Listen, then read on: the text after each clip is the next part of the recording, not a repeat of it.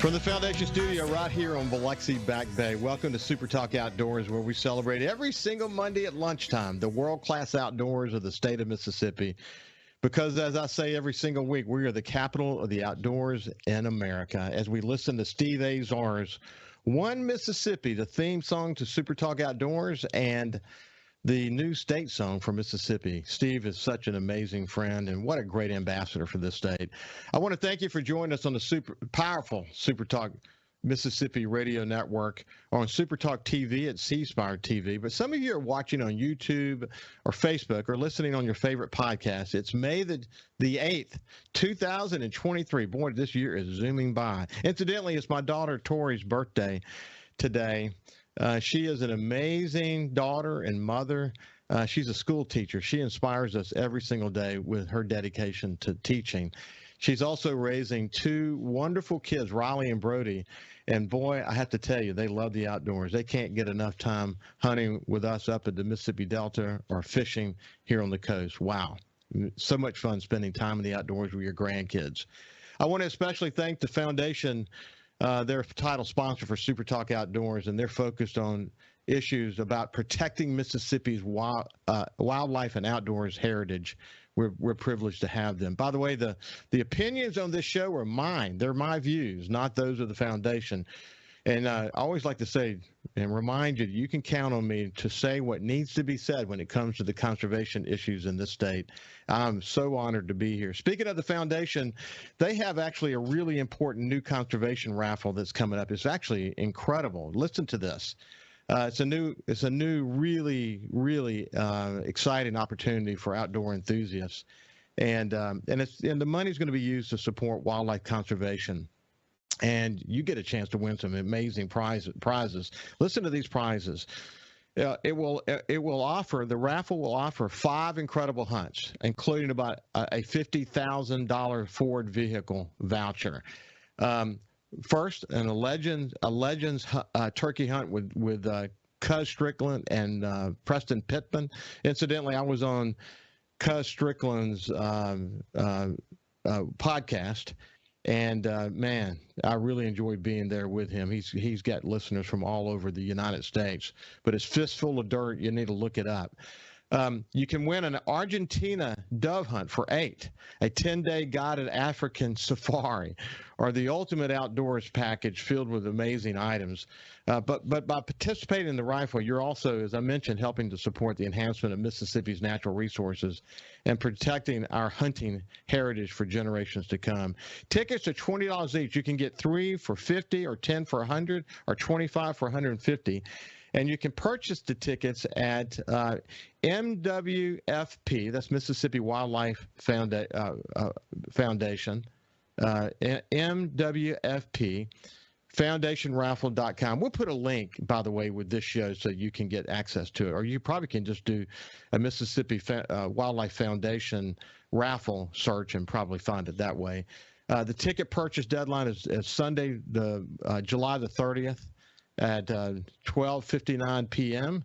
Drawing is going to be Saturday, August the 14th at 7 p.m. Winners are going to be announced live at the Mississippi Museum of Natural Resources.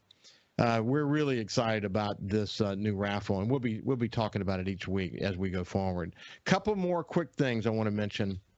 I did a couple of posts at the SuperTalk Outdoors Facebook page.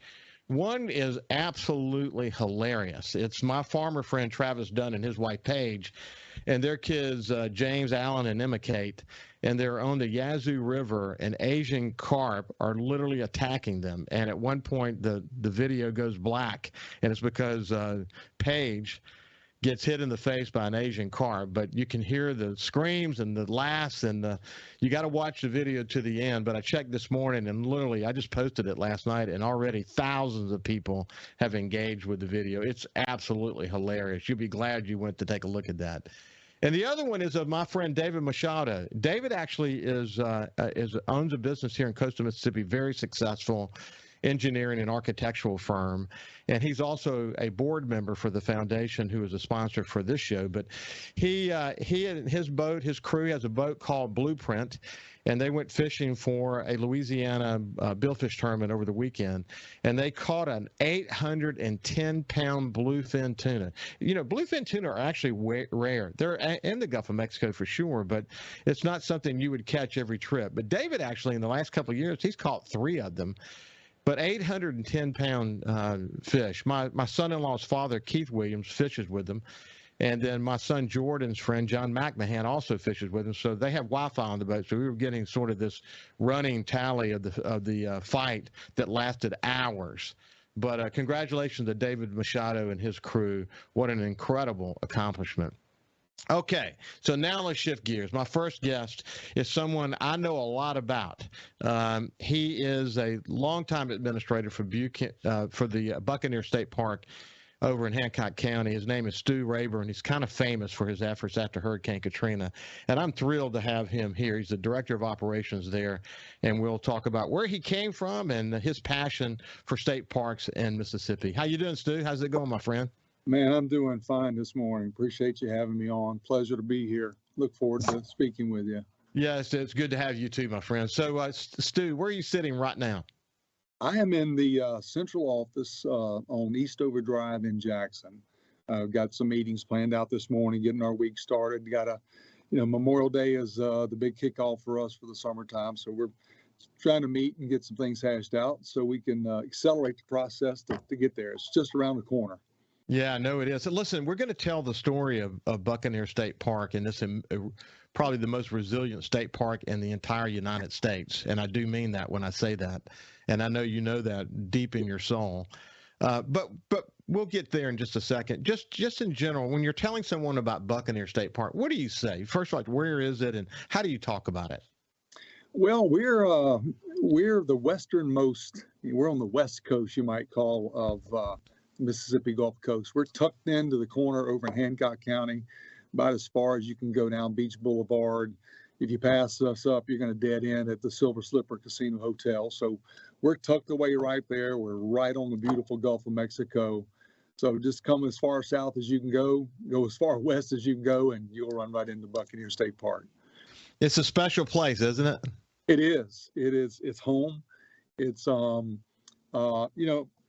so many people over my tenure have visited that park. Generations have come there. I've got kids of parents that worked for me back in the 80s that are now working for me. So it's an amazing adventure to know that so many people have come there and spent their vacation and just spread that information about what a special place it is. Well, listen, Stu, as you and I were chatting before the show started, as publisher of the Sun-Herald, before and after Hurricane Katrina, I had the opportunity to watch some of the most incredible recovery efforts in the history of the United States. We were ground zero for the worst natural disaster in American history. And for listeners who don't know this, I had the opportunity to write the foreword to Haley Barbour's book, America's Great Storm.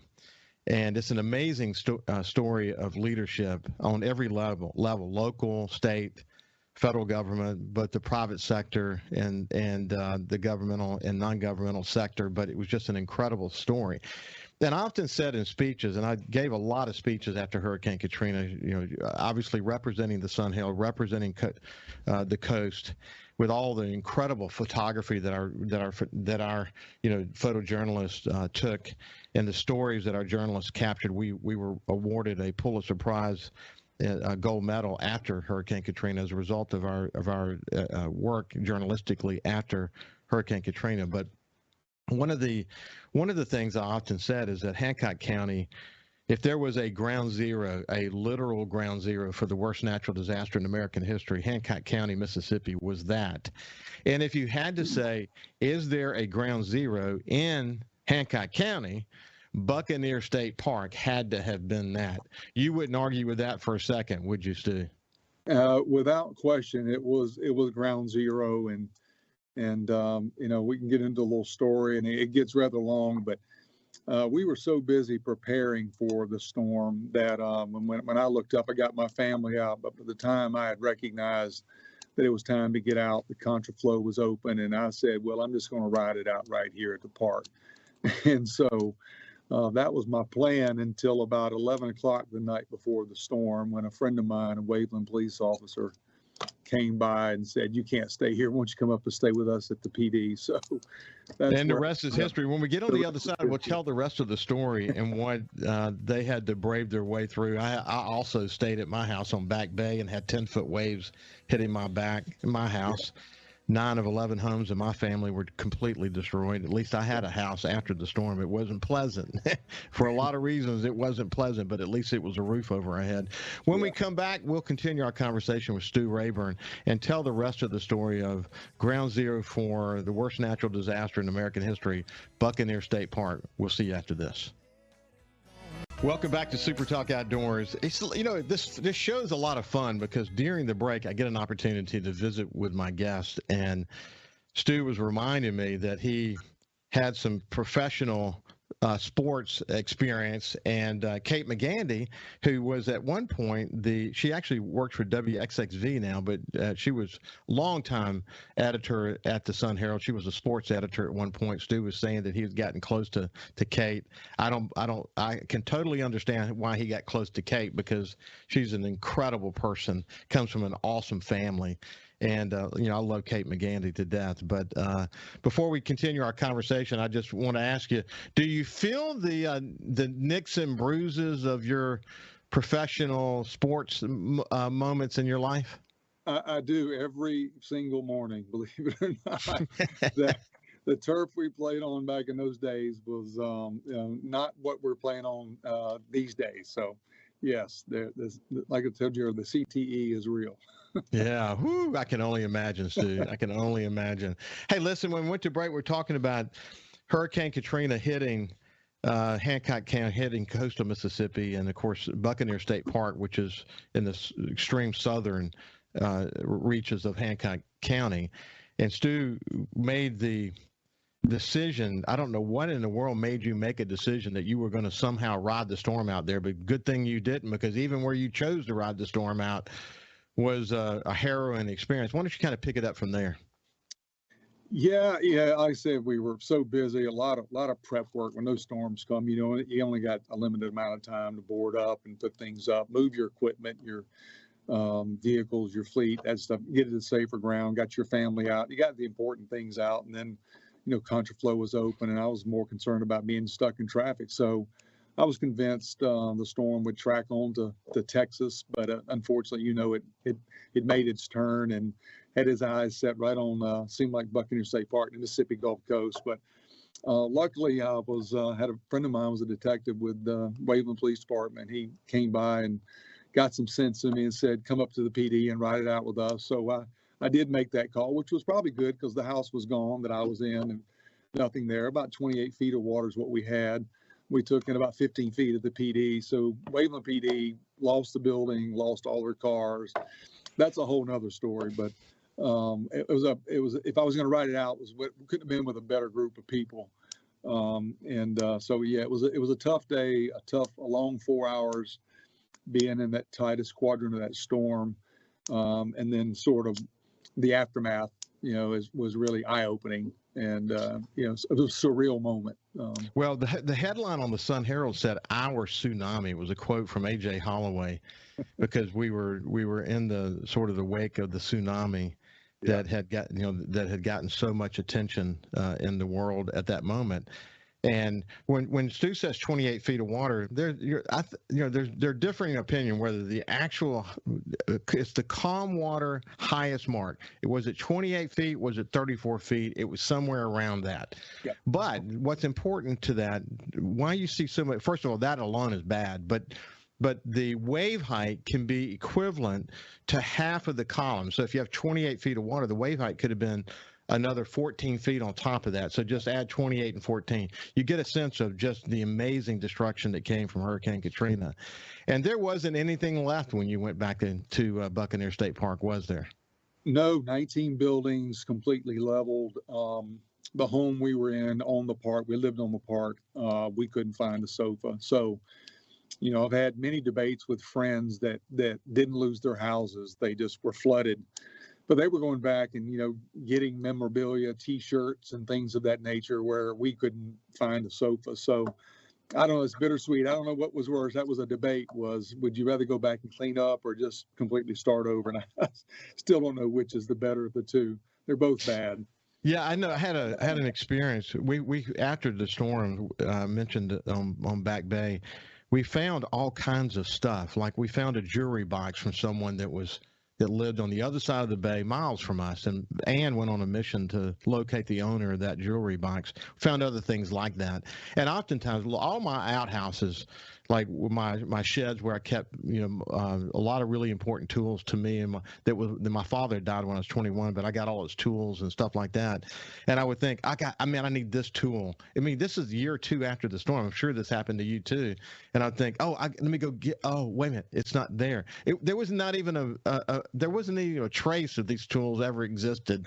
It's amazing where did that stuff go, Stu? It's amazing, isn't it? Yeah, we found photographs nearly a mile from our house days later, and like you said, almost like phantom pains. It's a surreal moment when you go through that, and what you had is gone. It's equivalent to a fire, but the stories were profound. We thought we were like the only people that were enduring that day, but looking back, there are a lot of people went through a very similar experience, riding it out and experiencing that wave. And Stu, let me do this. Here's what we're going to do. We're going to plan a show to come back, okay, and get into some of the details of the aftermath of Katrina, because what an incredible story that is of resilience. And the fact that we even have a Buccaneer State Park today is a miracle. It took tremendous alignment from the federal government, from the state government, from a lot of passionate people to make it happen. And we're going to come back and tell that story. SuperTalk Outdoors is not just about hunting and fishing. It can be, you might enjoy just being in a canoe somewhere and just looking at what is in front of you. You might walk the backwaters of Horn Island and just see this incredible beauty without a fishing pole in your hand. The outdoors is like that. People go to Buccaneer State Park for a bunch of different reasons. They go there to take a deep breath, to get the salt air. They go there to fish. They go there to with their families just to enjoy it. There's so many memories. I bet think about the memories, Stu. I bet people who had been coming there year after year after year after year couldn't wait to come back, because this is an extension of their family, isn't it? Yeah, it was amazing. People were coming back in tears. I mean, because there was a time when we didn't know if the park would survive or we would rebuild. A lot of unanswered questions, but when we reopened, I mean, it was literally the people that drove back in there were in tears.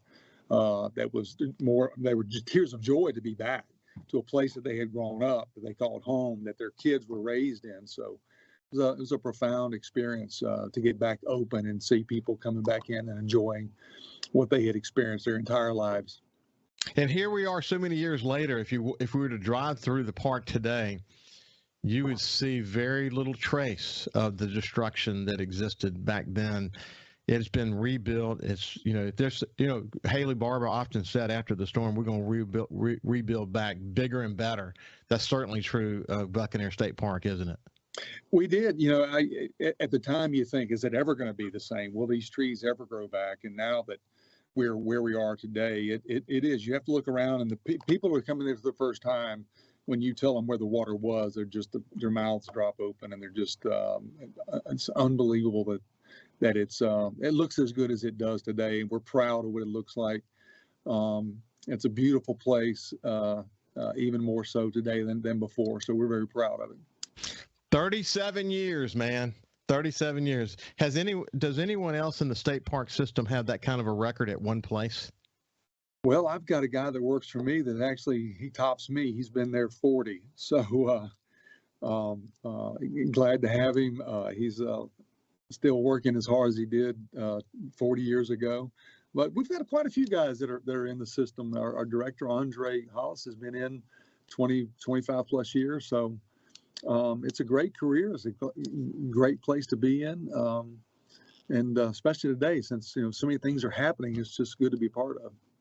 Stu, one of the beauties of doing this show, I'm so honored to be here, but one of the beauties of doing it, one of the things I enjoy the most actually is getting to know people inside the Department of Wildlife, Fisheries, and Parks. So many dedicated employees. My goodness, I mean they have dedicated their lives to the resource, and we should do everything we can as a state to continue to support what you do, because you think about state parks and the wildlife management areas and all the stuff we have access to. Our forefathers were smart in setting aside so much public land for public enjoyment, weren't they?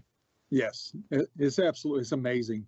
It's sort of the best kept secret in the state. I mean, from J.P. Coleman and the Tennessee line down to the shores of Buccaneer, we've got some incredible, amazing, beautiful spaces that are in our own backyard that people need to get out and see and enjoy the peace and serenity and the tranquility of what's going on in state parks right now.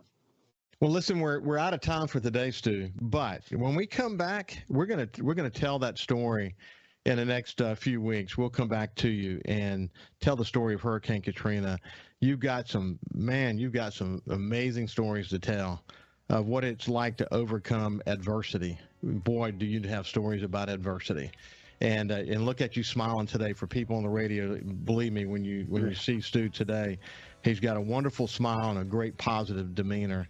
And that's what it took to come back after Hurricane Katrina. Anyway, Stu, thank you so much. I've enjoyed visiting with you, my friend. Ricky, thanks for having me. I really appreciate the time. Thank you so much. You bet. Hey, when we come back, we'll continue the conversation with Emily Jo Wiggins. We'll see you after this. Welcome back to Super Talk Outdoors. I really enjoyed that conversation with Stu Rayburn. And as I said, as a publisher of the Sun Herald and working, as a volunteer in the recovery effort after the storm, the Sun Herald did a bunch of stories about the recovery efforts over in Buccaneer State Park.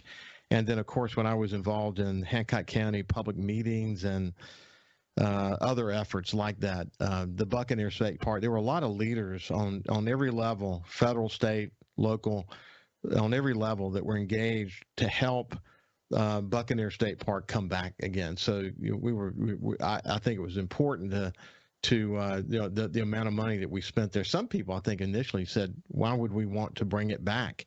And why would you say that about any town? I think about Buccaneer State Park as a town. This is a place where people, grew up with their kids and enjoyed the outdoors, fishing and just loving being there. As I said, breathing the salt air. To go there and to see it for yourself is to be reminded why it's important after a disaster like that to bring places like that back. But what a great story it is. And we'll come back in the future, and in fact, in the relatively near future, 4 or 5 weeks, and we'll get Stu on for an hour, and we'll tell the whole story of Buccaneer State Park, because what a great story it is. So now let's move over to my friend Emily Jo Wiggins, who is the Visitor Education Center Director at the North Mississippi Fish Hatchery. And I mentioned to her before we started the show that I remember so well the last time she and I visited. It's been over a year ago, actually.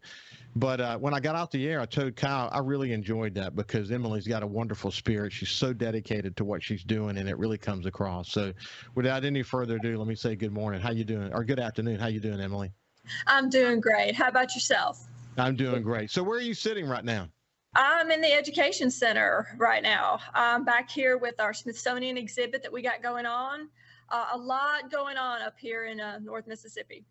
So, okay, let's start with this, though. Emily, tell us about the Education Center. And well, first of all, the North Mississippi Fish Hatchery. Tell me about that so people can understand where is it and what are y'all doing. And then we'll talk more about the Visitor Education Center after that. Right. Hey, this is the North Mississippi Fish Hatchery. We raise close to 1 million fish every year, all for conservation. We never sell our fish or give them away. Everything goes back into public waters for public fisheries. And we do roughly between 10 to 12 different species a year here just at our location. And of course, the Education Center is connected to the hatchery. It allows people to see just what it is we do, how we do it, and why we do it. So this is just a great way, a great facility so people can actually come in and see what the department, what fisheries are doing for, our natural resources. Have you ever been here? Let me ask that, because if not, you need to come up. I definitely need to come up. But I was thinking as you were talking, Emily, that when I was a kid, when I was in elementary school, my school went to the Lyman Fish Hatchery. And I never will forget, because I was introduced to a love of the outdoors by my grandfather and my father. But I remember going there, and it just made this incredible impact on me. And I never forgot it. And you see this every day, don't you? I do, because in our education center, we work with a lot of the school groups. I mean, not just school groups, we're open to the general public, but of course, especially this time of year, as school's wrapping up, we're doing field trips. And it is not uncommon for me to hear one of our students coming back with his parents and just repeating what we've said. Sometimes you don't know if they're listening or if they're soaking up the information, but they're like little sponges. And that's great that we're making that connection, but they'll come through and they become the tour guides and everything. Because here we have a museum area. We take them through fishing past and present. And then, of course, we have a 10,000-gallon aquarium where they can see all the different species. It's like I told one of the teachers, it's easy sometimes to see what's above, ground. You're looking at the different animals, but what's below the water sometimes is not as familiar to them. So we're making that connection right there. It's all about the connection. And then they get to see native fish species that they normally wouldn't see otherwise. It's literally like a museum, isn't it? It is. It really is. And we have permanent exhibits, temporary exhibits, the aquarium programs. There's portions of the hatchery that you can see when you come through. We have 2 80-foot raceways. They can see the fish, feed the fish. There's an observation area where you can see out into our tank room where everything happens. So it is a really great experience for all ages. A mini Disney World of the outdoors, really. That's what it is to a kid that's not been to see something like that before, isn't it? I mean, it's literally that kind of wonderment. It is. And sometimes you can see, one of our main missions is to introduce or reintroduce youth to the outdoors. I know I've said that before, but it is when you see that light bulb go off that maybe we're their first connection with the outdoors, with fishing, or just with the outdoors in general, and to be able to be that first connection, to see some of these kids that maybe have never been on a field trip or maybe never been to a lake or outside their hometown or to somewhere outdoors, and to see them just asking questions, learning, like I said, making that connection where they didn't have it before. Hey, Emily, do you guys have good Wi-Fi there at the hatchery? Working on it. Well, look, we'll have to do a test on this, but maybe for a future show, you can we'll get you connected by mobile phone, and you can take us on a bit of a tour. I would enjoy seeing it. Sure. And Kyle and I have done this a couple of times on the show I have on the coast, and it's worked out really well when there's good Wi-Fi, and you've got somebody who's a good tour director, so to speak.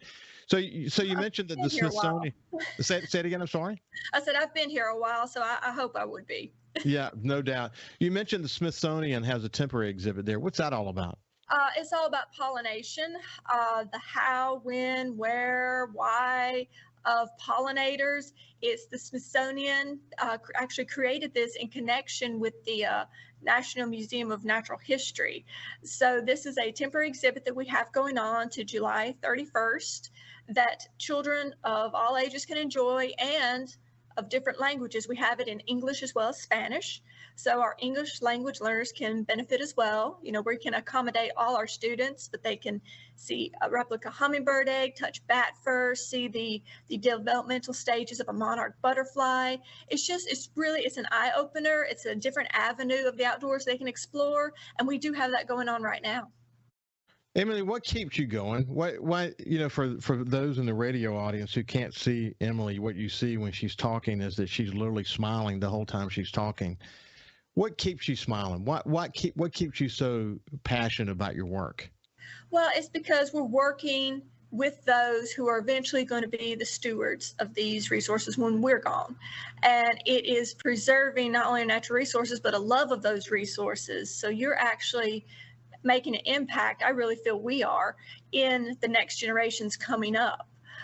So we are not only influencing those here in the future, but we're also, working on our future as well as theirs and preserving that, and thinking futuristically too, that you're making a difference, and being that impact, which like I feel we are, is a great blessing to me. Wow, that is so important, and that's really to me that's the future of the Department of Wildlife, Fisheries, and Parks. It's about protecting the resource and leaving something for our generations. There's legacy making work here. That same thing at the foundation, who was the sponsor of this show. Their sort of driving principle is to protect our outdoor heritage. When you're talking, I can't help but think about this. We mentioned with Stu Rayburn at the first half of the show, as you know, the story about Buccaneer State Park and how resilient that park was. But after Hurricane Katrina, at a special session of the legislature, Haley Barbour gave this amazing speech about Katrina. And one of the things he said in this speech is he said, "What will our kids and our kids' kids say of us? Will they say we got it?" I never forgot that. And, that has certainly applied to Hurricane Katrina and the actions that we were going to take after the storm, and whether we were going to be truly committed to building back bigger and better. That also applies to the work that you do, this generational work that you're doing. And you totally understand that, don't you? Well, you have to keep that in mind, because like I said, what we're doing here and now is important, but you also have to think of, how are we going to leave it? And that's one thing, we hear a lot of stories coming through here, fishing stories, fishing past. We want to be able to encourage and foster that interest here in the present, but also in the future. And it's great when you see people coming in and you've got like a grandfather talking to his grandkids, or a dad talking to his kids, or a mom, and they're telling these stories and they're sharing those memories with us, but they're also making them here as well. So they're sharing them with each other, with us, and that's what it's all about. Like I said, it's that connection. A family who enjoys the outdoors together stays together. I say it all the time. I can't say that enough. And that is one of the legacies of Mississippi. And the fact that we've got leaders in this state that are willing to stand up to the few who may want to change things for the rest of us. We are staying focused on what's best for for the majority of Mississippians and what it takes to do that. We're so lucky to have a Department of Wildlife, Fisheries, and Parks there to help preserve that. Hey, when we come back on the other side, we're going to talk about some important events that are coming up at the Fish Hatchery, the North Mississippi Fish Hatchery. We'll see you after this break. Welcome back to Super Talk Outdoors. You're going to get tired of me saying this, but I love doing this show because I get the opportunity to meet some amazing people. And Emily is one that I met a little over a year ago, and she made a tremendous impression on me. And you can understand why, because she's so passionate about what she's doing. But that passion is shared by literally every single person that I have on this show from the Department of Wildlife, Fisheries, and Parks. And I've developed so many great relationships that not only talk when we're on the show, but we began to have friendships outside the show. And it's just awesome. I have a great cadre of friends that I've developed, and Emily is one that I'm enjoying developing a closer relationship with. So Emily is the director of the Visitor Education Center at the North Mississippi Fish Hatchery. And as we discussed at the beginning, it's almost like, for someone who's never been there, it's sort of like a Disney World experience. She gets to watch them with their grandparents and parents and friends or school, whoever brought them, just be amazed at what they have there as they learn the importance of protecting our natural resources in this state. And in addition to sort of the permanent displays they also have traveling exhibits. And we mentioned the Smithsonian temporary exhibit that they have now. But in a future show, we're actually going to take a walk around and stretch their Wi-Fi a bit and let her talk about some of the exhibits, some of their more permanent exhibits, so people can have a better idea of what they have there. But they also have a bunch of events. For example, we have an art contest that's coming up. The deadline is going to be soon. And then a fishing rodeo that's coming up. As it relates to the art contest, tell me more about that. All right, so the art contest is for youth in Mississippi, ages 5 to 19. Of course, we have them in different categories because a 5-year-old can't compete with a 19-year-old. So we have 4 different categories. It's actually sponsored by our foundation, and we are so fortunate that we're able to do this again. Since we started this many years back, we've had almost 3,000 students to participate across Mississippi. And this has been just a great opportunity. You know, a lot of kids are involved in sports, but some, maybe they're not geared towards sports, they're geared towards some other talent they have. So this is a way for the artistic talents of our Mississippi youth to be expressed, along with learning more about the outdoors. That is so cool. Again, the foundation, the sponsor of this show, sponsors that. That's so cool to hear. Yes. Yeah. Fishing rodeo, that's got to be a lot of fun. The fishing rodeo is a lot of fun. Again, it's for our youth. Both these programs just give youth a chance to get outdoors, experience the outdoors in their own unique way, which the art contest is great. They're going to be published in Mississippi Outdoors Magazine. The winners will be. They get gift cards and certificates. For the rodeo, it's for anyone showing up that morning to participate, which our rodeo is May 20th. Registration will begin 7 o'clock that morning for 15 and under. They get to bring their poles and bait and practice their fishing skills before summer hits. And for a lot of them, it's the first time for them to put a hook in the water, which is also a great experience and a great opportunity for them as well. So you got people there to help them. And I mean, just really, it's a teaching, but also a little competition at the same time. Well, it is. We have a catfish pond stocked with fish for the event, and it is great. We sometimes we get good-sized cats coming out of there. Some are good eating size. I always tell the parents, said, this is the fun part. The work starts afterwards when you actually have to clean these fish because they get to keep what they catch. And then, of course, we'll have tagged fish for prizes. We do have help here as well. We have lots of organizations partnering with us on this, so we are really excited. You know, during COVID, a lot was having to put on hold, and we did it again for the first time last year. And this is we're really looking forward to it this year. So, how many kids usually participate in the tournament, in the rodeo? It depends. We've had 100 to 300, but we have a large pond. And like I said, again, there is help there for them, because I even had some moms come. They've never been fishing before. They had their kids, weren't sure what to do. So our biologists, our officers were out there teaching them how to fish. And we actually had that experience last year with a young man. Never been fishing before. He caught his first fish in his life. And it was great. It turned out to be a prize fish. So he got his picture on the website. He got a special prize for that. And his mom said he talked about that for the longest time, because it was not only his first time fishing, but first time catching as well, because there is a difference. Boy, is there. Great experience for him. Yeah. There is. I say that all the time. Some of my best times on the water, we didn't necessarily fill the boat full of fish. We just enjoyed being there. And I went fishing over the weekend here in coastal Mississippi, and at one moment I looked around and thought to myself, gosh, are we lucky to have this? I mean, anyone in the world could come here and just be blown away by the sights that I was seeing in that moment, and say, gosh, this is one of the most pristine, one of the most beautiful places on earth. I feel that way. You feel that way about the hatchery, don't you? I do. It's a unique experience. It's always something new going on. And, you know, a lot of people say, don't you get tired of it? No, because there's always a new experience. You're always touching somebody that has not had that experience before. So we're just happy that we're able to provide that to everyone. Well, Emily Jo Wiggins, it's been a pleasure to catch up with you, my friend. And notice that the art contest is sponsored by the foundation. So go look up the new conservation raffle by the foundation. Go try to get that Legends hunt with Cuz Strickland and Preston Pittman, or a voucher for a Ford truck, and there are so many other prizes. We'll be talking about it more each week here on Super Talk Outdoors. Until next week, have a great time in the outdoors, and stay safe. We'll see you next Monday. God bless you.